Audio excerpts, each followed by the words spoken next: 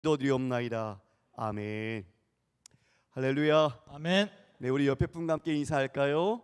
참 은혜 받기 좋은 밤입니다. 참 은혜 받기 좋은 밤입니다. 네, 아까 낮까지는 비가 막 쏟아졌는데요. 이제 다시 아주 쾌청해졌습니다. 그래서 제가 얼마나 금요 기도회에 오셔야 되는데 비가 오면 안 되는데 그런 마음이 있었거든요. 근데 주님께서 이렇게 좋은 날씨 주셨습니다. 오늘 우리가 말씀을 통해서 하나님의 그 마음 그리고 우리를 향하신 하나님의 뜻을 깨닫고 순종하는 은혜가 있기를 원합니다. 우리 여호수아서 8장 18절로 29절 말씀을 우리가 찾아서 한 절씩 교독하겠습니다. 여호수아 8장 18절로 29절, 구약 331페이지에 있습니다. 18절로 29절까지 우리 한 절씩 교독하겠습니다. 18절 말씀 먼저 읽습니다. 여호와께서 여호수아에게 이르시되 내 손에 잡은 단창을 들어 아이를 가리키라. 내가 이 성읍을 내 손에 넘겨주리라. 여호수아가 그의 손에 잡은 단창을 들어 그 성읍을 가리키니 그의 손을 드는 순간에 복병이 그들의 자리에서 급히 일어나 성읍으로 달려 들어가서 점령하고 그 성읍에 불을 놓았더라.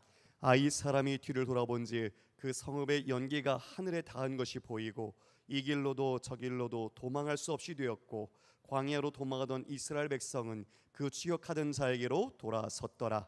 여호수아와 온 이스라엘이 그 복병이 성읍을 점령함과 성읍의 연기가 오름을 보고 다시 돌이켜 아이 사람들을 쳐 죽이고 복병도 성읍에서 나와 그들을 치매 그들이 이스라엘 중간에 든지라.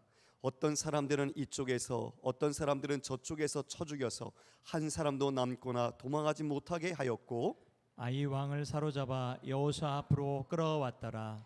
이스라엘이 자기들을 광야로 추격하던 모든 아이 주민을 들에서 죽이되 그들을 다 칼날에 엎드러지게 하여 진멸하기를 마치고 온 이스라엘이 아이로 돌아와서 칼날로 죽임에 그날에 엎드러진 아이 사람들은 남녀가 모두 12,000명이라. 아이 주민들을 진멸하여 바치기까지 여호수아가 단창을 잡아 든 손을 거두지 아니하였고 오직 그 성읍의 가축과 노력한 것은 여호와께서 여호수아에게 명령하신 대로 이스라엘이 탈취하였더라. 이에 여호수아가 아이를 불살라 그것으로 영원한 무더기를 만들었더니 오늘까지 황폐하였으며 함께 있습니다. 그가 또 아이 왕을 저녁 때까지 나무에 달았다가 해질 때에 명령하여 그의 시체를 나무에서 내려 그 성문 어귀에 던지고 그 위에 돌로 큰 무더기를 쌓았더니 그것이 오늘까지 있더라. 아멘. 사랑하는 성도 여러분, 우리는 지금 아이성 오늘 2차 공략에 대해서 함께 살펴보고자 합니다. 아시는 것처럼 1차 공격 때에는 이 교만함, 즉 인간의 힘의 논리로 그 성을 점령하고자 했다가 또 아간의 범죄함으로 이 두 가지 이유 때문에 실패하고 말았지요. 결국은 이 아간의 죄, 장막의 죄를 제거하고 나서 용서함을 받게 되고 이와 같이 주님께서 다시 말씀하여 주심으로 2차 공격을 하게 되었습니다. 실패해서 낙심하고 있던 그들에게 하나님께서는 여호수아에게 격려의 말씀을 주셨지요. 두려워하지 말라, 놀라지 말라. 처음 여호수아에게 모세의 죽은 뒤에 그의 마음속에 두려움 가운데 있을 때에 주셨던 말씀으로 다시 일깨워 주시면서 그 아이 왕과 그 아이 성의 모든 것을 다 내 손에 넘겨 주었다라고 말씀하셨습니다. 여리고 성과 달리 이제 탈취한 물건들을 스스로 가질 수 있도록 허락도 해 주셨지요. 아이 성의 첫 전투의 패배로 사기를 잃고 모두가 두려움에 빠졌던 그들을 다시 하나님의 살아있는 말씀으로 다시 위로와 용기를 주신 것입니다. 우리 지난 시간 살펴봤지만 우리는 실패의 자리에 떨어질 수 있습니다.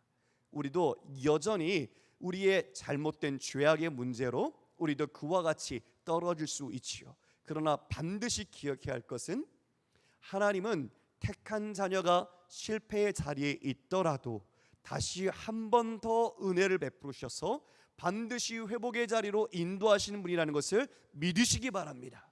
실패에 더하는 은혜의 숫자를 주시어서 하나님은 그 백성으로 하여금 하나님의 뜻을 그리고 하나님의 사랑을 알게 하시고 순종하도록 끝까지 인도하시고 가르쳐 주시는 것입니다.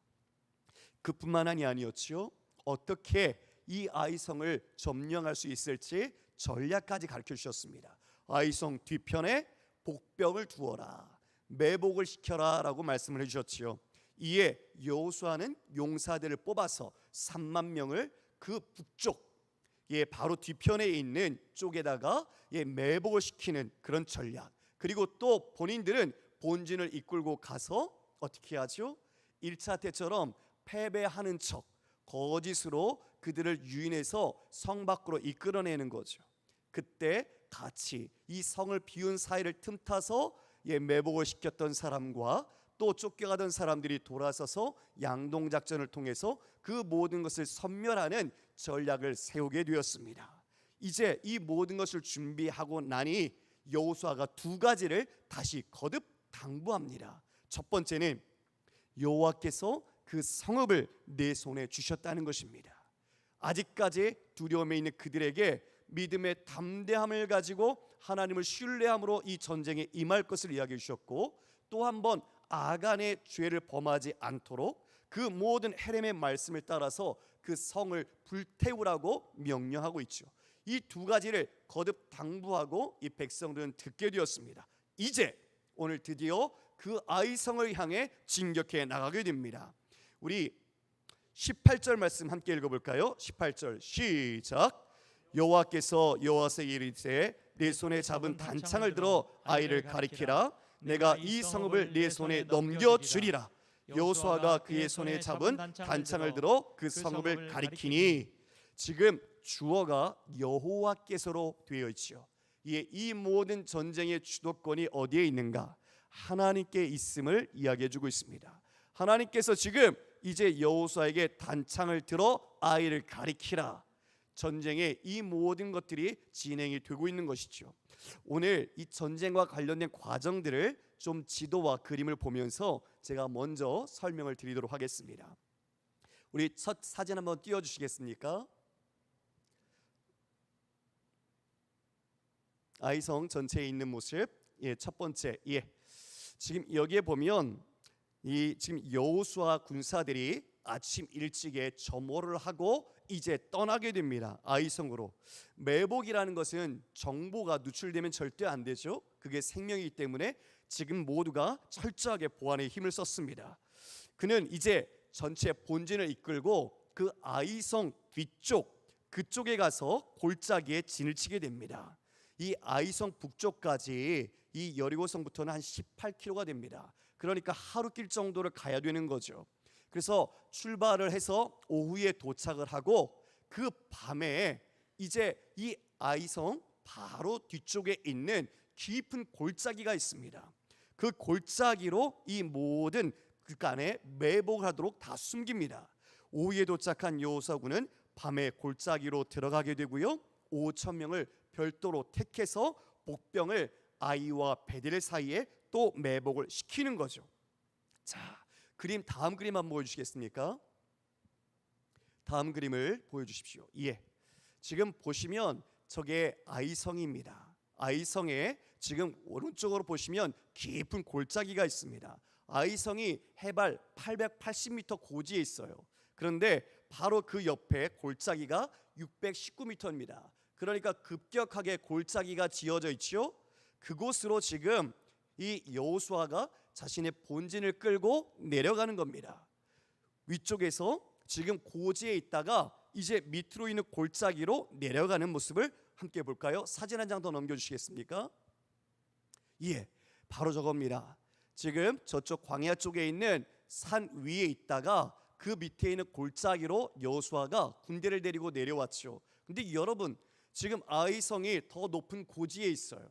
그러면 전쟁에서 가장 유리한 위치는 고지를 점령하는 겁니다. 그 위에서 모든 것들을 파악하고 공격을 할 수 있게 되는 거죠. 왜 여호수아가 저와 같이 불리한 지형인 골짜기로 내려갔을까요? 그들을 유인하기 위해서였어요. 똑같이 지난번처럼 패배를 위장하기 위해서 자신들을 공격하러 오도록 만드는 거죠. 그래서 이렇게 말하고 있습니다. 지금 이와 같이 그들이 내려가니까 14절에 아이 왕이 이를 보고 그 성읍 백성과 함께 일찍이 일어나 급히 나가서 아라바 앞까지 이르러 정한 때까지 싸우게 되는 겁니다. 이제 그들이 어떤 마음을 가졌을까요? 승기를 1차 때처럼 잡았다라고 생각한 겁니다. 이때 그 베델 사람도 같이 합류를 했다고 하는데요. 이 아이성 뒤에 베델이 있었는데 약 2km밖에 차이가 안 났어요. 그래서 이 지금 베델 사람도 같이 아이 사람과 연합을 해서 같이 공격을 하고 있습니다. 왜냐하면 아이가 무너지면 베델은 금방 쉽게 점령당하기 때문이죠.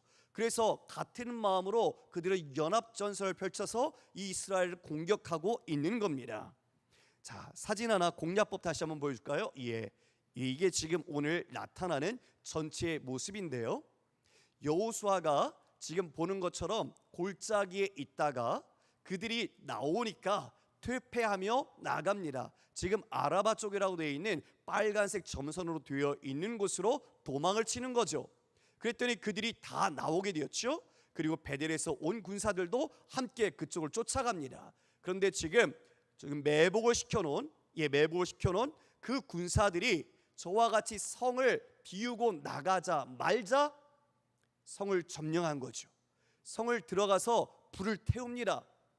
불을 태우고 또한 이와 같이 불이 타서 그 성읍의 연기가 하늘까지 닿는 것을 보니 이때 여호수아가 돌이키는 거죠. 돌이켜서 지금 쫓겨갔던 곳에서도 돌이켜서 이와 같이 쫓아오던 적군들을 멸하고 또한 성읍에서 불을 태우고 나온 이스라엘의 매복병들도 뒤에 합류해서 중간에 모두 그들을 포위해서 섬멸하는 것입니다. 그들을 섬멸하고 다시 아이로 돌아와서 그 남은 아이성의 모든 사람을 헤렘 진멸시켰던 거죠.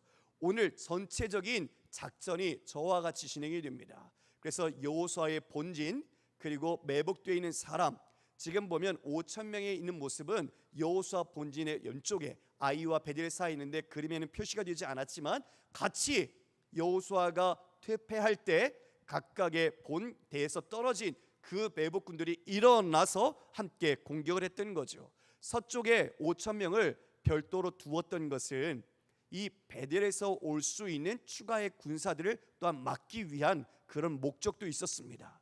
지금 이 모든 작전이 딱딱 계획에 맞게 떨어져서 이와 같이 아이성과 저 지금 광야에 있는 곳에서 전쟁이 이루어졌는데 그 모든 곳에서 큰 대승을 이제 거두게 된 것입니다. 예, 사진을 내려줘도 되겠습니다. 모든 것이 계획대로 진행이 되면서 이제 유인을 했더니 유인 작전에 휘말려든 아이 왕과 연합군들이 뒤쫓아 나온 것이죠. 광야 서쪽으로 도망가고 있는데 이 이스라엘 쫓아오게 되는 겁니다. 그때 여호수아는 단창을 들어서 아이성을 가리킵니다. 즉 그들이 그 모든 성을 비우고 다 나온 것을 확인하고 그처럼 단창을 들었을 때 매복된 군사들이 일제히 그 신호를 따라서 아이성을 점령하기 시작한 거죠. 그러니 지금 그 성문이 비어 있다, 그 성을 열어놨다라고 이야기를 하거든요. 왜일까요? 왜 그와 같이 성문을 닫지 않고 그들이 나왔을까요? 그들은 이미 이겼다라고 생각한 겁니다. 스스로 1차 때 이미 승리를 했던 경험이 있기 때문에 요번에도 자신들이 승기를 잡았다라는 생각에서 자만한 마음으로 경계를 허술하게 하고 쫓아나갔던 거죠. 그 모든 성이 비자 이제 여호수아의 단창으로 들어서 신호를 내릴 때 매복군들은 이제 그 빈 안에 있는 성읍에 들어가 남은 모든 것들을 도륙하고 성을 불태우기 시작했던 겁니다. 그 불태우는 것이 이제 하늘까지 연기에 오르니 쫓아가던 아이의 백성들 그리고 군사들 여호수아의 군사들도 그 모든 것을 보고 이제서야 그 아이 왕과 그들은 자신들이 꾀임에 넘어갔다는 것을 깨닫게 되죠. 이때 여호수아는 돌이켜 반격을 가하게 되고 또한 그 성읍에서 모든 것을 진멸하고 나온 그 성읍에 우리 이스라엘 군사들이 뒤에서 포위해서 함께 모두를 진멸했던 것입니다. 여러분, 이 진멸된 하루의 숫자, 그 인간의 숫자가 지금 몇 명이라고 되어 있습니까? 1만 2천 명, 1만 2천 명이라고 말하고 있습니다. 그들이 한날에 모두 엎드려진 것이지요. 아이 주민들을 진멸하여 바치기까지 여호수아가 그와 같이 모든 것들을 행하게 되었던 것입니다.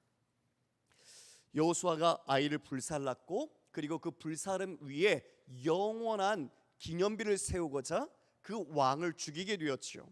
그 아이 왕을 잡아와서 그 아이 왕을 나무에 달았습니다. 그리고 나무에 달고 해가 질 때 그 시체를 내렸죠. 이것은 신명기에 있는 말씀을 따라서 순종한 것입니다. 신명기 21장 22절 23절 말씀입니다. 사람이 만일 죽을 죄를 범함으로 내가 그를 죽여 나무 위에 달거든 그 시체를 나무 위에 밤새도록 두지 말고 그날에 장사하여 내 하나님 여호와께서 내게 기업으로 주시는 땅을 더럽히지 말라. 나무에 달린 자는 하나님께 저주를 받았음이니라. 지금 이 나무에 달린 자는 저주를 받았고, 해가 진 다음, 그것은 곧 유대에 있어서는 새 날을 의미한다고 말씀을 드렸지요. 이 땅이 부정하게 되지 않도록 그 시체를 내리도록 명령한 것입니다. 이처럼 이 아이 왕이 죽고 그 시체를 내려놓고 성문 앞에 어귀에 둔 채 돌무더기로 쌓아버렸습니다. 여러분, 아이라는 뜻은 폐허덤이라는 뜻입니다. 우리 사진 하나를 보여주시겠습니까? 그 다음 사진 하나 보여주시죠. 예, 지금 저게 아이성의 모습입니다. 돌무더기만 남은 폐허더미의 모습. 12,000명이 하나님의 진노 아래서 진멸되었고 그들의 죄로 말미암아 죽임을 당했던 심판의 장소입니다. 그들이 그와 같이 폐허가 되었던 것이죠. 아시는 것처럼 아모리 족속의 죄악에 관영하기까지 하나님께서는 기다리셨고, 그들이 죄가 관영하자 이스라엘 백성들을 통하여 그 가나안 족속과 이 아모리 족속을 심판하셨던 것입니다. 이제 저처럼 그와 같은 모습처럼 저들은 다 진멸되어 모든 폐허로 마무리하게 되었습니다. 이스라엘의 승리를 기념하기 위하여 돌로 쌓았던 것이지요. 여호와께서 이와 같이 여호수아에게 성을 넘겨주셨습니다. 어제의 패배가 오늘의 승리가 된 것입니다. 성도 여러분, 한 주간의 삶 속에서 여러분 어떠한 좀 일이 있었습니까? 기쁘고 감사한 일만 있으셨습니까? 아니면 마음 아프고 마음에 상처가 되고 마음에 낙심이 되는 일 드셨습니까? 우리가 여러 가지 있지만 어제의 실패, 어제의 넘어짐이 우리의 영원한 넘어짐이 아니라는 것을 꼭 기억하시기 바랍니다. 하나님은 자신의 백성에게 다시 한번 말씀을 통해 언약을 갱신해 주시고, 그리고 그와 같은 전략까지 주셔서 하나님의 승리를 그들에게 주시는 분이십니다.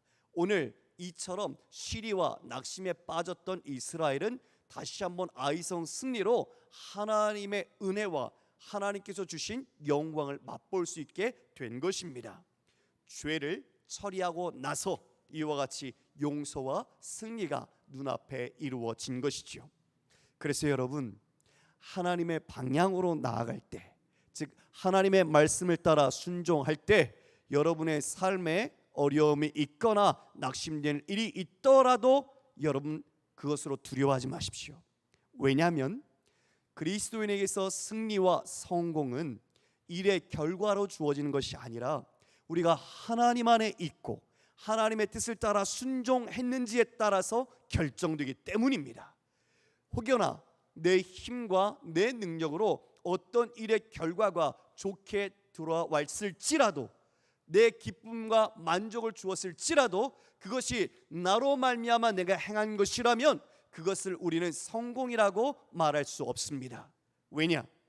하나님만이 이 모든 성공과 실패를 주시는 분이기 때문에 그렇습니다. 한순간에 일의 결과로 인해서 우리가 슬퍼하고 기뻐하는 것이 아니라 우리 그리스도인은 하나님 말씀 안에, 하나님의 임재 안에, 하나님의 뜻 안에 내가 있느냐, 그 자체가 하나님께서 주시는 성공이기 때문입니다. 할렐루야. 이스라엘은 그것을 실패했던 겁니다. 자신의 눈앞에 보이는 것과 그리고 자신의 힘을 의존해서 승리를 거두려고 했습니다. 세상의 방식과 세상이 우리에게 가르치는 이런 사고 방식 속에서 우리 또한 이에 함몰될 수 있습니다. 그래서 우리도 똑같이 그들과 경쟁하면서 그들과 같은 방법으로 그들과 같은 높아지기 위해서 우리가 마음을 쓸 때가 있습니다. 그런데 기억하십시오. 그것이 승리가 아니고 성공이 아니라는 것을 반드시 기억하셔야 됩니다. 세상의 성공과 승리는 하나님이 궁극적으로 주시는 성공과 승리가 아니기 때문에 그렇습니다. 은사 목사님께서 이런 말씀을 해주셨습니다. 목회의 길에 승리란 주신 사명을 붙잡고 끝까지 순종하는 것이다.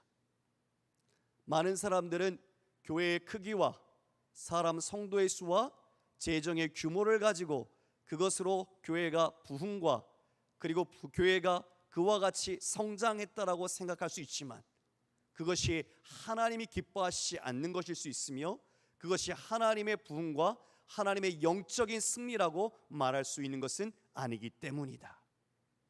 진짜 교인으로서 진짜 그리스도인으로서 우리가 주님을 따른다면 세상의 방식이 아니라 우리는 하나님의 방식으로 승리해야 합니다. 그 방식은 하나님 편에 서는 겁니다. 하나님과 함께 할 때 우리는 승리할 수 있는 것입니다. 여러분, 행여 하나님과 함께하기 위하여 한 주간 동안 눈물과 아픔을 가지셨습니까? 여러분은 승리하신 분들입니다. 여러분은 성공하신 분들입니다. 이 시간 분명히 하나님께서 여러분에게 위로해 주실 것을 믿습니다. 하나님의 승리는 궁극적으로 우리에게 이미 이루어져 있고 우리는 그것을 성취하며 누리는 삶을 살고 있다는 것을 결단코 잊어서는 안 됩니다. 그러므로 우리가 오늘 한날 매일의 싸움 속에서 세상의 방식과 세상이 추구하는 성공이 아니라 하나님을 끝까지 붙잡고 주님을 온전히 일평생 붙잡는 싸움에서 우리는 승리해야 할 것입니다. 오늘 이 아이성 싸움에서 특별한 경우가 두 가지가 나타납니다. 18절 말씀 우리가 함께 읽어볼까요? 18절 다시 한번 읽겠습니다. 시작. 여호와께서 여호수아에게 이르시되 내 손에 잡은 단창을 들어 아이를 가리키라. 내가 이 성읍을 내 손에 넘겨주리라. 여호수아가 그의 손에 잡은 단창을 들어 그 성읍을 가리키니. 지금 여호와께서 이제 여호수아에게 내 손에 잡은 단창을 들어 아이를 가리키라라고 말씀해 주셨습니다. 그리고 내가 이 성읍을 내 손에 넘겨주리라. 이 지금 단창을 들어 빛을 내므로써 매복을 향하여 신호를 내렸죠. 그런데 26절을 함께 볼까요? 26절 시작. 아이 주민들을 진멸하여 바치기까지 여호수아가 단창을 잡아 든 손을 거두지 아니하였고. 여러분, 단창을 지금 모든 진멸이 이루어질 때까지 거두지 않았습니다. 단창을 든 손을 전쟁 내내 들고 있었던 것이죠. 여러분, 무엇이 연상되지 않으십니까? 어떤 장면이 떠오르지 않으십니까? 모세가 르비딤에서 아말렉과 싸울 때 그가 그 손을 들면 이기고 그 손을 내리면 졌던 것을 지금 여호수아는 기억하고 있는 것입니다. 우리 그 현장으로 가볼까요? 출애굽기 17장 8절로 14절 말씀입니다. 제가 계속 읽어드리겠습니다. 그때에 아말렉이 와서 이스라엘과 르비딤에서 싸우니라. 모세가 여호수아에게 이르되 우리를 위하여 사람들 택하여 나가서 아말렉과 싸우라. 내일 내가 하나님의 지팡이를 손에 잡고 산 꼭대기에 서리라. 여호수아가 모세의 말대로 행하여 아말렉과 싸우고 모세와 아론과 훌은 산 꼭대기에 올라가서 모세가 손을 들면 이스라엘이 이기고 손을 내리면 아말렉이 이기더니 모세의 팔이 피곤함에 그들이 돌을 가져다가 모세의 아래에 놓아 그가 그 위에 앉게 하고 아론과 훌이 한 사람은 이쪽에서 한 사람은 저쪽에서 모세의 손을 붙들어 올렸더니 그 손이 해가 지도록 내려오지 아니한지라. 여호수아가 칼날로 아말렉과 그 백성을 쳐서 무찌르니라. 14절 말씀 함께 읽습니다. 시작. 여호와께서 모세에게 이르시되 이것을 책에 기록하여 기념하게 하고 여호수아의 귀에 외워 들리라. 내가 아말렉을 없이하여 천하에서 기억도 못하게 하리라. 14절 말씀 띄워주십시오. 여호와께서 모세에게 명령하셨죠. 뭐라고요? 이것을 책에 기록하여 기념하게 하고 그 다음 어떻게 하셨습니까? 여호수아의 귀에 외워 들리게 하라. 하나님은 다 계획이 있으셨습니다. 여호수아의 귀에 외워 들리게 하라. 지금 이 아말렉의 싸움에서는 여호수아는 군사령관으로 직접 싸움에서 임하고 있었습니다. 그가 승리를 다 이루고 돌아왔을 때에 이와 같이 모세, 아론과 훌이 기도했던 그 모든 것들을 듣게 되었고 그는 이것을 외우게 되었던 거죠. 즉 마음 심비에 새긴 겁니다. 전쟁이 칼과 무기로만 하는 것이 아니라 하나님 앞에 기도로서 이 모든 것을 승리할 수 있다는 것을 이는 잊지 않고 기억하고 있었던 것입니다. 할렐루야. 진정한 승리가 보이지 않는 승리의 비결이 바로 기도였던 겁니다. 전세가 이미 이스라엘 백성에게 유리하게 되었어도 지금 여호수아는 단창을 든 손을 결코 내리지 않았습니다. 끝까지 변치 않으시고 하나님의 도우심을 바라면서 끝까지 기도하며 그 손을 붙들고 높이 지켜 세웠던 것입니다. 이로 말미암아 그 모든 것을 진멸할 때까지 끝까지 여호수아가 기도했습니다. 모든 것이 마무리될 때 드디어 내려놓았던 것이죠. 전쟁의 승리가 오직 위로부터 우리 주님께서 도와주실 때 이 모든 것이 주어지기에 그는 끝까지 기도했던 것입니다. 우리 주님께서도 말씀하셨지요. 기도 외에는 다른 것으로 이런 종류가 나갈 수 없다. 귀신이 들리고 간질같이 고통스러워하고 있는 그 아들을 고쳐달라고 그 많은 그 아버지가 제자들에게 요청했지만 제자들은 고칠 수 없었습니다. 예수님께서 고치신 뒤에 말씀하셨습니다. 기도 외에는 다른 것으로 이런 종류가 나갈 수 없느니라. 기도가 얼마나 중요한지 우리는 압니다. 여러분 언제 기도하십니까? 어쩔 때 기도하십니까? 이번 주 우리 장로님들과 함께 제자 훈련했던 공부했던 내용이 기도와 관련된 거였습니다. 기도를 해야 되는 이유를 5가지로 정리해주고 있습니다. 우리가 무엇인가 도움이 필요할 때, 우리가 위로를 받고 싶을 때 우리가 기도하지요. 그런데 첫 번째로 기도는 우리 성도에게 주신 하나님의 명령입니다. 쉬지 말고 기도하라. 우리에게 분명하게 명령해 주셨습니다. 그리고 또 하나, 기도는 우리 예수님께서 친히 우리에게 본을 보여주셨습니다. 습관을 따라 새벽 미명에 나가셔서 기도하심으로써 그 모든 것을 하나님 뜻 가운데 순종하기 위하여 하나님께 늘 은혜를 구하셨던 것을 보게 됩니다. 그리고 여러분, 기도는 하나님과 우리가 개인적인 인격적 교제를 나눌 수 있는 대화입니다. 우리가 이것을 놓치고 있습니다. 만약 여러분, 우리의 자녀가 우리가 도움이 필요하고 위로가 필요할 때만 엄마 아빠한테 무언가를 요청한다고 생각할 때 우리는 그러면 의무와 책임으로밖에 그 자녀를 대할 수밖에 없어요. 사랑과 인격이라는 서로의 마음이 정말 소통되지 못하는 것이죠. 마치 결제를 받고 그 결제를 따라 내가 원하는 것을 얻는 것과 같은 그런 형식적이고 행정적인 것밖에 되지 않는다는 겁니다. 그런데 기도는 우리의 도움과 우리의 위로를 받기 이전에 하나님과 우리는 그의 자녀로서 하나님과 인격적인 교제와 친밀감을 나눌 수 있는 대화라는 것을 기억해야 할 것입니다. 할렐루야. 이것이 진짜 더 깊은 하나님의 마음과 뜻을 깨닫게 해줍니다. 저는 우리 성도님들이 이와 같이 기도에 힘썼으면 좋겠습니다. 마지막으로는 5번째가 기도는 하나님께 영광을 나타내는 것이라고 말하고 있습니다. 왜요? 기도는 즉 내 힘으로 살 수 없고 하나님을 전적으로 의지하는 하나님의 주권을 인정하는 신앙의 태도이기 때문에 그렇습니다. 그러므로 우리가 기도하는 것은 하나님을 나의 구주, 나의 주인으로 인정하는, 하나님께 영광을 나타내는 우리 성도의 모습이라는 것이죠. 주님은 그것을 기뻐하십니다. 그러므로 말미암아 우리는 기도해야 할 것입니다. 그런데 여러분, 얼마나 기도하고 계십니까? 무엇이 여러분을 기도하지 못하도록 만들고 있습니까? 너무 바빠서 기도할 시간이 없으십니까? 여러 가지 일들이 여러분의 마음에 하나님보다 먼저 앞서고 있습니까? 아니면 하나님을 향한 사랑이 식어 있습니까? 여러분, 이 시간 우리의 마음을 하나님 앞에 비추어 보십시오. 내가 왜 기도해야 한다는 것은 지식적으로 알고 있는데 내 무릎은 왜 하나님 앞에 꿇지 않고 있으며 내 머리는 주님 앞에 조아려 주의 은혜를 구하며 살고 있지 않은가? 만약 그렇다면 여러분은 자신의 힘으로 살고 있는 겁니다.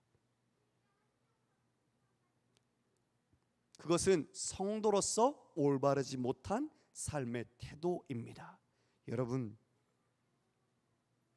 우리가 이제 오늘 이 말씀을 통해서 다시 한번 붙잡아야 할 것은 이 힘의 논리를 따라 이기려고 했고, 그리고 탐심과 하나님의 명령을 어긴 아간의 범죄처럼 우리가 넘어질 수 있지만 하나님의 다시 세우심, 하나님의 언약에 갱신된 말씀과 우리를 향하신 하나님의 전략을 우리에게 주셨습니다. 우리는 이미 승리를 가지고 있습니다. 예수 그리스도를 통해서 말이죠. 우리에게 이김을 주셨습니다. 그러므로 우리는 어떻게 해야 합니까? 겸손하게 하나님의 말씀을 따라 순종해야 합니다. 그리고 그 말씀 속에서 끝까지 하나님의 역사와 하나님의 승리를 이룰 때까지 기도해야 할 줄 믿습니다. 여호수아가 단창을 든 손을 내려놓지 않았던 것처럼 여러분, 기도를 내려놓지 마십시오. 우리는 기도를 내려놓는 순간 이미 진 겁니다. 우리가 꼭 이것을 기억하셔야 할 것입니다. 궁극적 승패의 결과는 우리 하나님으로부터 내려옵니다. 실패와 패배, 아픔이 우리에게 있을지라도 다시 이 아이의 왕을 다 이와 같이 죽이고 그 위에 돌무더기를 쌓아 승리의 기념비를 만든 것처럼 여러분, 실패를 넘어서 다시 한번 하나님이 주시는 승리, 그리고 그 영원한 하나님을 기억하고 우리뿐만 아니라 우리의 자녀들에게까지도 이 승리의 기쁨과 하나님을 누릴 수 있도록 간절히 이 모든 것을 가르치고 외우게 하고 마음에 새길 수 있도록 하는 우리 모든 가정이 되기를 주의 이름으로 축원합니다. 하나님 아버지, 오늘 말씀을 통해 우리 자신이 하나님과 어떠한 관계 속에서 아버지 살아가고 있는지 돌아보았습니다. 여호수아가 단창을 든 손을 끝까지 내려놓지 않고 겸손하게 하나님의 말씀에 순종하며 하나님 그 모든 일을 진멸하기까지 그 손을 내려놓지 않았던 것처럼 하나님, 우리가 비록 실패했고 우리가 넘어졌을지라도 주님께로 향하여 다시 일어서게 하시고 하나님 그 가운데서 주의 말씀을 의지하고 끝까지 기도함으로써 하나님이 이루시고 하나님이 주시는 영원한 승리와 성공을 우리가 경험하게 하여 주옵소서. 우리 모든 사랑하는 성도들, 다시 한번 마음속에 기도에 대한 간절한 소망, 주님을 온전히 붙드는 믿음, 그리고 우리의 골방을 회복하는 하나님의 은혜를 주셔서 우리가 기도로서 날마다 주님과 깊은 교제에 거하고 주님께서 주시는 능력과 힘으로 이 모든 삶을 믿음으로 이겨나갈 수 있도록 주님 역사하여 주시옵소서. 감사드리며 예수 그리스도의 이름으로 기도드리옵나이다. 아멘. 우리 함께 찬양하겠습니다. 나는